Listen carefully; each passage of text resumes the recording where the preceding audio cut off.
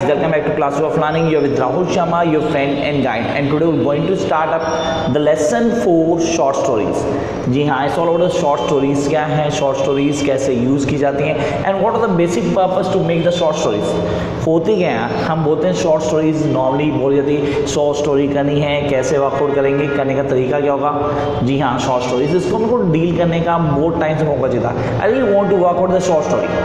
आप बोलते हो सर शॉर्ट स्टोरी को हम बोलें तो एक शॉर्ट स्पैन ऑफ टाइम में जो एक रीडिंग में बैठ के पढ़ी जाए उसको हम बोलते हैं शॉर्ट स्टोरी. जी हाँ, ये मेरा थीसिस वर्कआउट भी था, यही था मेरा topic at the time of working on my thesis.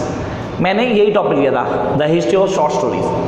अब यहाँ पे मैटर ये कहते हैं शॉर्ट स्टोरी है क्या and why we really need to work out the short story real sense. समझना ज़रूरी है कहानी को कैसे बनाया जाएगा, क्या ज़रूरी है कहानी में समझने के लिए. We are talking story that is known as a short story, जिसके लिए कई सारे राइटर्स पढ़ते हैं. We work out lots of writers. जी हाँ, कई सारे राइटर्स. वो राइटर्स हमें अलग अलग चीज़ें बताने की कोशिश करते हैं. They try to tell each and everything in real details. Why will we compare between the short story and dramas या प्ले में हम कंपैरिजन क्यों करते हैं? क्योंकि अगर मैं एक नॉवल की बात करूँ, उस नॉवल को पढ़ने के लिए मेरे को 4-5 रीडिंग चाहिए. उसमें एक बेस होता है. बेसिकली क्या होता है, चैप्टर्स में बटा होता है. चैप्टर्स पढ़ के अगले चैप्टर का बेस क्लियर हो चुका था and I need to work on that. जी हाँ, मैं समझ पाऊंगा. तो इस क्लास को देखने के लिए फ़ायदा किस किस को है? उन सबको फ़ायदा है जो शॉर्ट स्टोरीज को पढ़ते हैं. अगर आप बोलते हो सर आप इंडियन इंग्लिश लिटरेचर पढ़ रहे हैं, you need to work out this. Generally आपके लिए सबसे इम्पोर्टेंट है. If you are working in English honours, आपके पास कई शॉर्ट स्टोरीज आती हैं. आपने कहा sir this is really important. तो शॉर्ट स्टोरी है क्या एक्चुअली, कैसे समझ सकते हैं कि एक शॉर्ट स्टोरी क्या है, उसको कैसे क्लियर करेंगे. What are the basic points that we really need to have in our mind while dealing with this. आपने कहा शॉर्ट स्टोरी है सर, समझना ज़रूरी है और कैसे वर्कआउट करना है, क्या क्या चीज़ें दिमाग में रखनी है, that we really need to have in our mind. तो यहाँ पे इस क्लास में वो डिस्कस करने वाले हैं. तो आपने कहा सबसे पहली चीज़, the most important thing for a short story is the plot. आप कहते हो सर किसी भी कहानी में एक स्ट्रक्चर का होना जरूरी है and that structure is all about plot. जी हाँ, प्लॉट. प्लॉट बेसिकली हाईलाइट करता है, कैरेक्टर्स को बांधता है.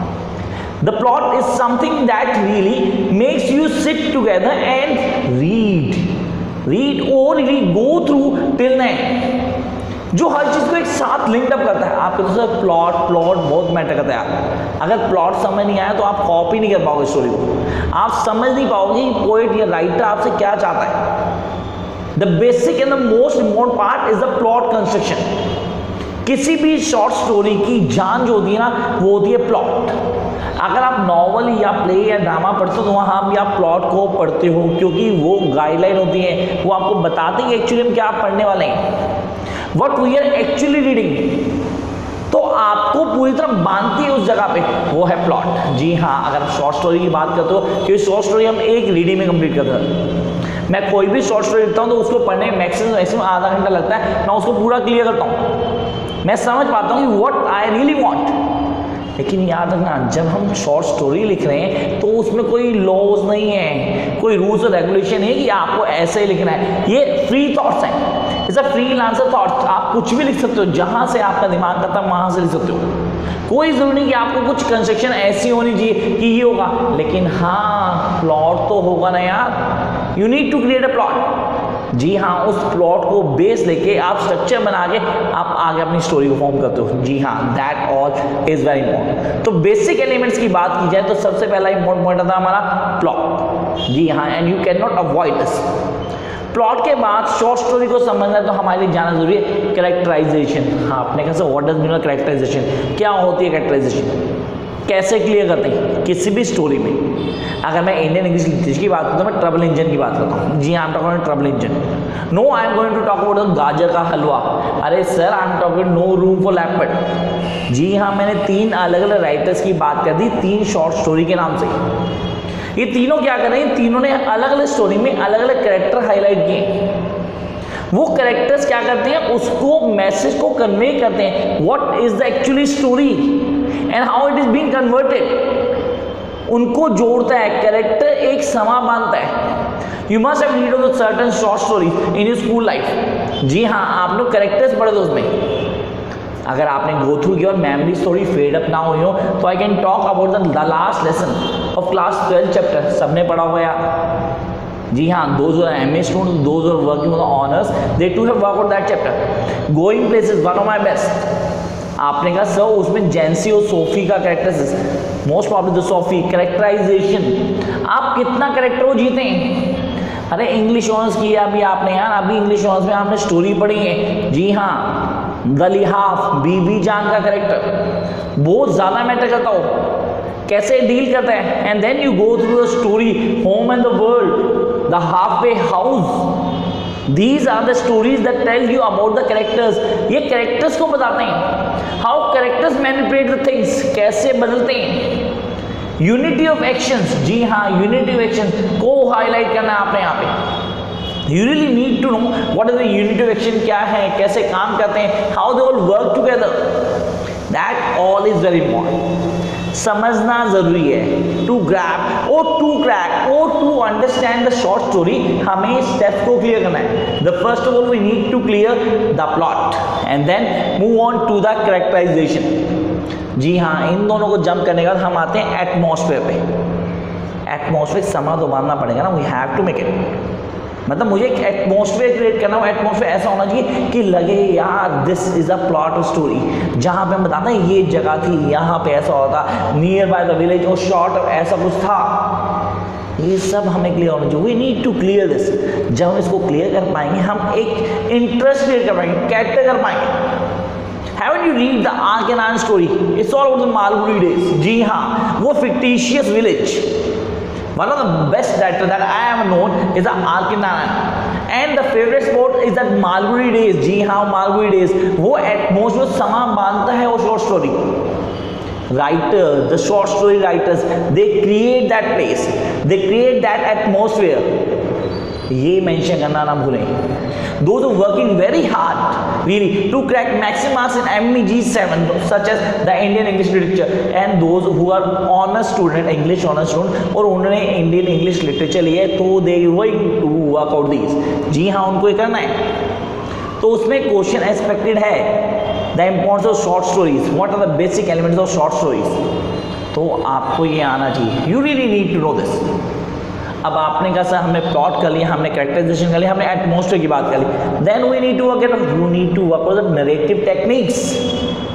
जी हाँ, नरेटिव टेक्निक्स, नरेटर ने कौन सी टेक्निक यूज की है, से कौन सी टेक्निक्स होती हैं जनरली हमें तो समझ नहीं आया। The narrator trying to use what sort of techniques, कैसी टेक्निक्स, आप प्लीज थोड़ा एक्सप्लेन करो इन डिटेल ताकि हम जान पाए नरेटिव टेक्निक्स क्या होती हैं, कैसे समझेंगे, how be able to work out. Narrative technique की बात हो रही है तो सबसे पहले क्लियर करेंगे हम 3 टेक्निक्स की बात करते हैं, first person, second person and third person. सिर्फ फर्स्ट सेकंड थर्ड नहीं बोलना, समझना है। फर्स्ट पर्सन नरेटिव टेक्निक जहां पे हीरो या हीरोइन ही स्टोरी को बता रहे हैं। The leading actor of the play are going to tell the each and every mode of story, that was the first person approach. Second, sir आपने कहा second में हमारे पास क्या होता है, जहां पे जो लीडिंग कैरेक्टर है उनका कोई फ्रेंड साथ में इंडल्ज है, उसका रोल है वहां पे, he is playing a role, वो फ्रेंड और बहुत इंपॉर्टेंट रोल प्ले कर रहा है, the vital role was being played by that narrator. Sir second narrative technique. And third is not the leading character, is not the really sub side character, it's all just a member of the play. जी हाँ, एक close observer जो हर चीज को सिर्फ observe कर रहा है, having no role to play in the story. वो सिर्फ देख रहा है दूर से, हर चीज को ऑब्जर्व कर रहा है, क्या हो रहा है, कहाँ हो रहा है, कैसे हो रहा है, how the things are going on. He is observing each and every moment and that really is very important. That all is about the third person narrative technique. तो first person, second person and third person हमने narrative techniques की बात की। और जब narrative techniques की बात करते हैं then will go on to the next one and that all is very important, that is figurative language.